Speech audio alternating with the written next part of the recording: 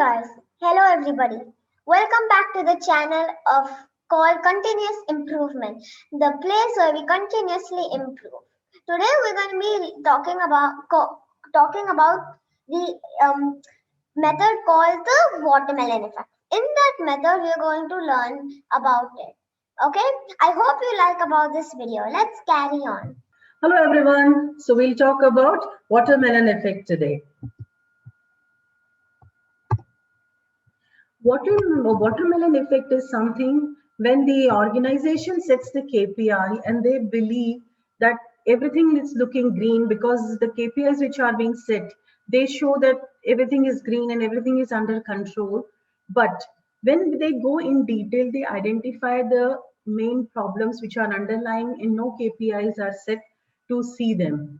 And in such cases mainly occur when these KPIs are set from the service provider perspective, not from the customer perspective. So service provider sees it as a green, but actually the customer is noticing it as a red. So one of the classic example is calls closed within SLA. So if the calls are closed within the SLA, organization feels that everything is under control and everything is green.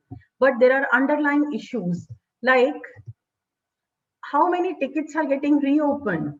Maybe the calls are getting closed within the SLA, but the actual issue, the actual incident has not been resolved. So the tickets are getting reopened, or the increased number of incidents, hold time, and the customer is calling, the call is on hold. So the hold time has increased, or average call of resolution time that has increased, tickets closed by the level 2. So level 1, if the organization is measuring only the SLA by the level 1. In that case, maybe the level 1 is closing it and passing it on to the level 2. So one KPI will show green color that how many calls are closed at the level 1. But actually, the calls are closed by level 1 and they are transferred to the level 2. So in that case, it is a half information or incorrect information about KPIs. And this is called as watermelon effect. At superficial level, everything looks green and beautiful and everything is under control. But when the organization goes into detail of it and sees KPI from the customer perspective, then they realize that there are some things which need to be further improved.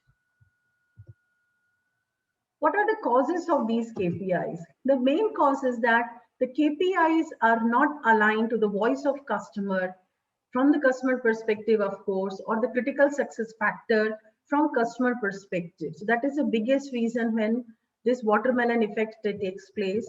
The organization is seeing KPI from their perception and not from the customer perspective.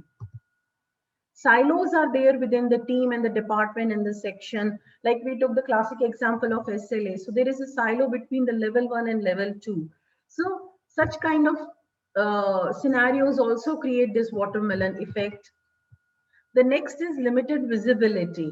If there is a limited visibility and the data collection methods are not integrated, in that case, watermelon effects is very common. And the last one is not having the holistic view. So the teams which are setting the KPIs, if they do not have the holistic view and they can't see the complete picture from the customer perspective, in that case, watermelon effect is quite common. So these are the causes which, if we address, we can prevent from the watermelon effect. We have seen today the watermelon effect, and I hope it will help you to understand it and set your KPIs to not have this effect. I hope you enjoyed today's video. I hope you enjoyed the YouTube channel called Continuous Improvement, the place where we continuously improve. Please like and subscribe and share this and comment so that more views will come. Bye. See you next time. Thank you. Bye.